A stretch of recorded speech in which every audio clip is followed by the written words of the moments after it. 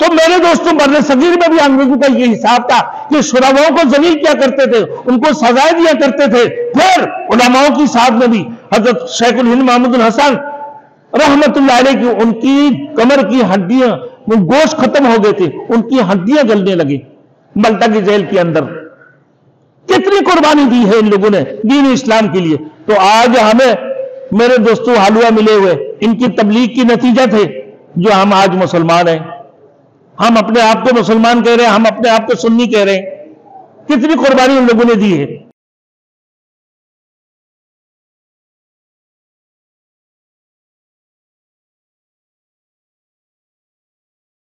Thanks for watching. Don't forget to like, comment, share and subscribe to Maulana Habibullah Rouhani Official. اب میرے دوستوں ایک بات یہ کہ انگریز کی زمانے میں بر صغیر کے مسلمانوں کی حالت کتنی بڑی بدتر تھے. آدمی کو ذلیل کیا جاتا تھا. سورۃ النمل میں بھی آتا ہے کہ ان الملوک اذا دخلوا قرية افسدوها وجعلوا عزة الناس لله. جب ملوک کسی بستی اور ملک میں داخل ہوتے ہیں تو فتنہ و فساد کا بازار گرم کرتے ہیں، جسے فرعون نے کی، نمرود نے کی، اللہ نے ابراہیم و خلیل اللہ کو بھیجے. فرعون نے کی، اللہ نے موسیٰ کلیم اللہ کو بھیج دی.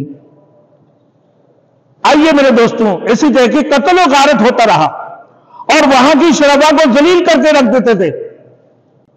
بر صغیر میں جب انگریزوں کی حکومت تھی میرے دوستوں، تو یہ لوگوں کو کالے پانی میں جیل کے اندر سزائے موت سنایا کرتے تھے اور جیلوں میں ڈال دیا کرتے تھے. ان کی جائیدادیں ضبط کر لیتے تھے. مسلمانوں کو کمزور کیا، ہندوؤں کو آگے لانے کی کوشش کرتے رہے. یہ بات اس لیے کرنے ہی جا رہا ہوں میرے دوستوں. دیکھیں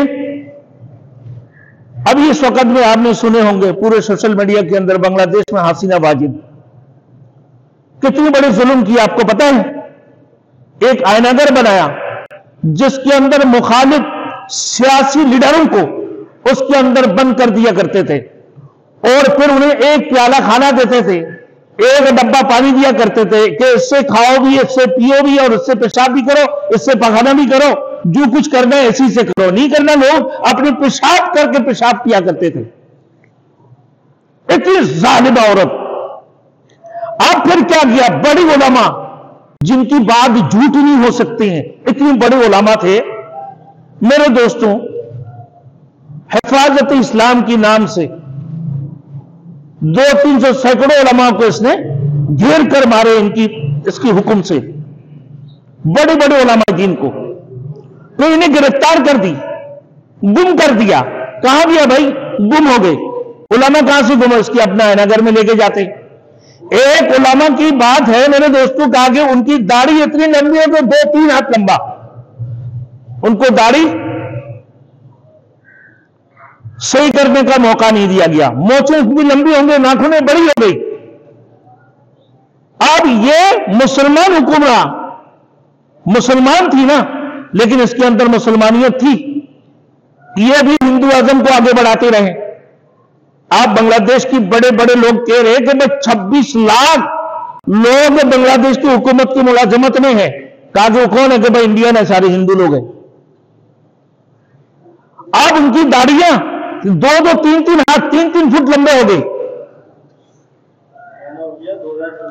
تو میرے دوستوں ان کی ساتھ میں یہ ظلم کیا کرتے ہیں اور جب مر جاتے ہیں تو ان کی ہڈیوں کے ایک گھر کے اندر اکٹھا کیا جاتا ہے، ان کے ڈھانچوں کو ایک جگہ پہ جمع کیے ہوئے ہیں. کوئی علماء ان کے خلاف بات نہیں کر سکتے تھے، کوئی صحافی ان کے خلاف بات نہیں کر سکتے تھے، کوئی سیاسی مخالف اس کے خلاف بات نہیں کرتے تھے. بالکل بالآخر اللہ نے کیسے کیا؟ وَتُعِزُّ مَن تَشَاءُ وَتُذِلُّ مَن تَشَاءُ بِيَدِكَ الْخَيْرُ إِنَّكَ عَلَىٰ كُلِّ شَيْءٍ قَدِيرٌ. عزت دینے والی اللہ کی ذات ہے، ذلیل کرنے والے بھی اللہ کی ذات ہے، بادشاہت دینے والے اللہ کی ذات، بادشاہت کو چھیننے والے اللہ کی ذات ہے. اللہ نے اس کی بادشاہت کو چھینے، چھپنے کی جگہ نہیں ملے. میرے دوستو بلاکر اس کی ساڑیاں جو ساڑی تھے گھر کے اندر چھپے ہوئے، آرمی نے صرف 45 منٹ کے وقت دی کہ یہاں سے نکلنا، کسی بھی صورت سے نکل جاؤ. بولے مجھے تقریر کرنا، بولے موقع نہیں ہے. بولے مجھے کچھ سامان لینا، بولے موقع نہیں ہے. جو کچھ ہے اسی میں نکل کے جاؤ یہاں سے فوری طور پر. کتنے ذلیل کی اللہ نے. फिर उसकी पहनने की जो साड़ियां हैं, लोगों ने दुआने निकाल कर 3-3 4-4 बंदा खींचने लगे, और उसकी बत्तखें, उसकी खरगोशें, उसकी मछलियां उठाकर जो उसकी अपने उज़ी आज़म हौज में रखे हुए, क्या जलील किए हैं मेरे दोस्तों अल्लाह ने। कैसे बेइज्जत की, जलील खार होकर इंडिया में जाके चुप गई। तो मेरे दोस्तों बर्रे सगीर में भी अंग्रेजों का ये हिसाब था कि शुरावाओं को जलील क्या करते थे, उनको सजाएं दिया करते थे। फिर उलमाओं की साथ में भी हजरत शेखुल हिंद महमूद हसन रहमतुल्लाह अलैह की उनकी कमर की हड्डियां, वो गोश्त खत्म हो गए थे, उनकी हड्डियां गलने लगी मल्टा की जेल के अंदर। कितनी कुर्बानी दी है इन लोगों ने दीन इस्लाम के लिए। तो आज हमें मेरे दोस्तों हलवा मिले हुए इनकी तबलीग की नतीजा थे जो हम आज मुसलमान हैं। हम अपने आप को मुसलमान कह रहे हैं, हम अपने आप को सुन्नी कह रहे हैं। कितनी कुर्बानी उन लोगों ने दी है।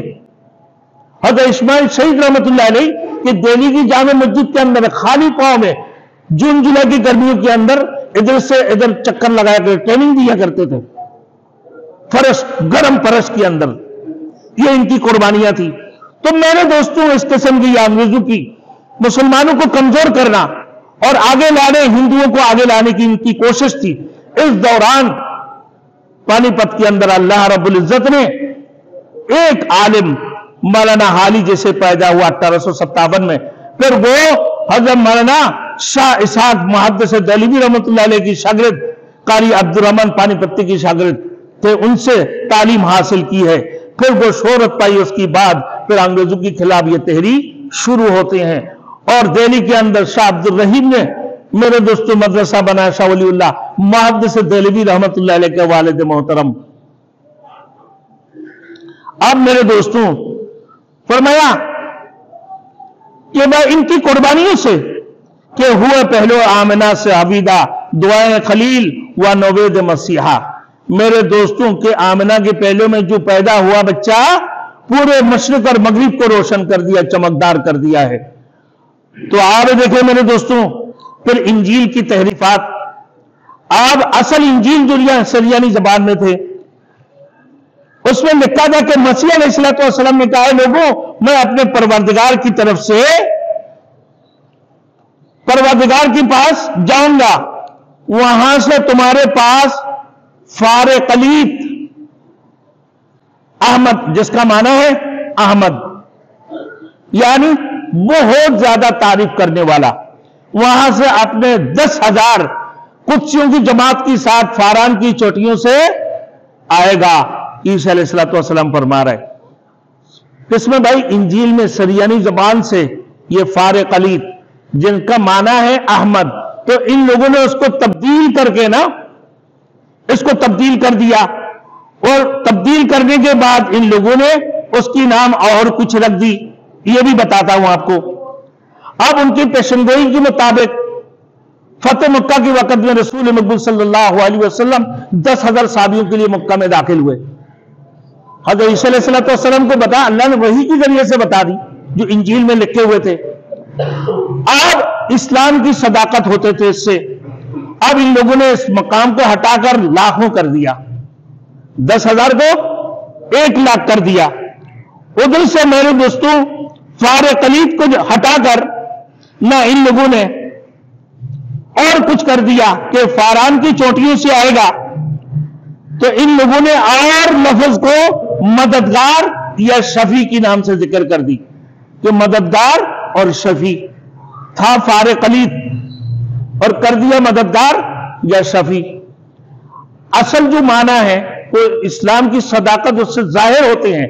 तो ये ईसाइयों ने इस चीज को हटाकर इंजील से तो वहां शफी या मददगार लेकर आ गए।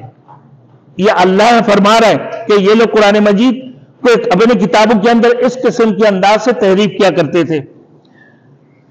अब जब मेरे दोस्तों अल्लाह के रसूल दुनिया के अंदर तशरीफ फलम्मा जाहुम बिल बय्यिनाति क़ालू हाज़ा सिहरुम मुबीन, मसीह अलैहिस्सलाम तशरीफ लाए, उसके बाद वो अल्लाह के रसूल को रसूल की खुशखबरी दे दी कि वह मुबश्शिरन बिरसूल याती मिन बाद इस्मुहु अहमद, मैं तो मुबश्शिर हूं, बशरत देने वाला, खुशखबरी देने वाला। किसकी? कि मेरी बात आने वाले जो नबी होंगे, रसूल होंगे, جو محمد رسول اللہ خاتم النبیین جن کے اوپر اللہ قرآن مجید نازل فرمائیں گے ان کے نام احمد ہوں گے۔ اللہ کے رسول نے فرمایا کہ محمد بھی ہوں میں، احمد بھی ہوں میں ماہی بھی ہوں، میں حاشر بھی ہوں، میں عاقب بھی ہوں۔ اللہ کے رسول نے تینوں چیزیں، چاروں نام کو بھی ذکر فرما دیا۔ اور بھی بہت سارا نام ہے، ان لی اسمان، میرا بہت سارا نام ہے، اللہ کے رسول نے فرما دی۔ اب جب یہ تشریف لائے ان کو کہنے لگا کہ بھائی یہ تو بہت بڑے جادوگر ہیں جن کے جادو چلتے ہیں۔ اللہ کے رسول نے شق القمر والی رات کو جب چاند دو ٹکڑا ہو، ساعت الشجر نطق الحجر شق القمر لاشارتی، اللہ کے رسول نے چاند کی طرف اشارہ کیا، چاند دو ٹکڑے ہو گئے۔ اب یہ کہنے لگا یہ چلتے ہوئے جادو ہے بھائی، یہ چلتی جادو ہے۔ تو کہا کہ یہ بھی ایک جادو ہے، یہ چلتی جادو جو ہوتے ہوا آ رہا ہے یہ بھی چل رہا ہے۔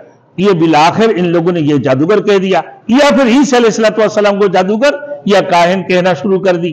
دونوں کی طرف یہ بات، فلما جاءتهم بالبینات قالوا ھذا سحر مبین، یہ دونوں طرف جاتے ہیں، اللہ کے رسول کی بھی، عیسیٰ علیہ السلام کی طرف بھی۔ اب بالآخر بھائی آخری لفظ کیا کہ ایمان کو اللہ رب العزت موسیٰ علیہ السلام اور عیسیٰ علیہ السلام کو ذکر کر کے آل ایمان کو یہ بات سمجھائے گے کہ ان انبیاء کی قوموں کی طرح تم بھی نہ بن جانا، کہ ایسا نہ ہو کہ تمہارے دل بھی سیاہ ہو جائے اور ہدایت سے محروم ہو جائے، تمہارے دل ٹیڑھا ہو جائے اور اللہ تمہارے دل کو سخت کر دے، اور ختم اللہ علی قلوبہم، کہ تمہارے دلوں کے اوپر اللہ ٹھپے لگا دے، مہر لگا دے۔ تم ایسے نہ ہونا۔ تو امت محمدی کو سمجھا رہے، تو اپنے نبی کی احترام کرنا، اپنے نبی کی بات کو سننا۔ اسی وجہ سے تو فرما رہا ہے قال النبی صلی اللہ علیہ وسلم من احب سنتی فقد احبنی ومن احبنی کان معی فی الجنہ۔ اللہ کے رسول کی خوشخبری کہ جو شخص میری سنت کو محبت کیا، مجھے محبت کیا، جس نے مجھے محبت کیا میرے ساتھ جنت میں داخل ہوگا۔ اور کیا چاہیے بھائی؟ تو لہذا ہمیں بھی ہر کاموں میں اللہ کے رسول کی سنت کے خلاف کوئی کام نہیں کرنا چاہیے۔ اللہ کے رسول کی سنت کے اندر کامیابی، اللہ کے حکم احکام کے اندر کامیابی ہے، غیر کی طریقہ کے اندر ناکامی ہے۔ میرے دوستوں یہ باتیں ہمارے دلوں کے اندر آ جانا چاہیے کہ اللہ کی سوا کوئی معبود نہیں ہے، اللہ کی سوا کوئی معبود نہیں ہے، کسی سے کچھ نہیں ہوتا، سب کچھ ایک رب سے ہونے کا یقین، غیر سے نہ ہونے کا یقین، رسول مقبول صلی اللہ علیہ وسلم کی طریقہ کے اندر کامیابی، غیر کے طریقہ کے اندر ناکامی، اس بات کی یقین تمہارے دلوں کے اندر آنا چاہیے۔ اس کو کہتے ہیں راسخ الایمان۔ اللہ ہم سب کو راسخ الایمان بنائے، اللہ ہم سب کو ایمان قوت اور ایمانی جذبات عطا فرمائے۔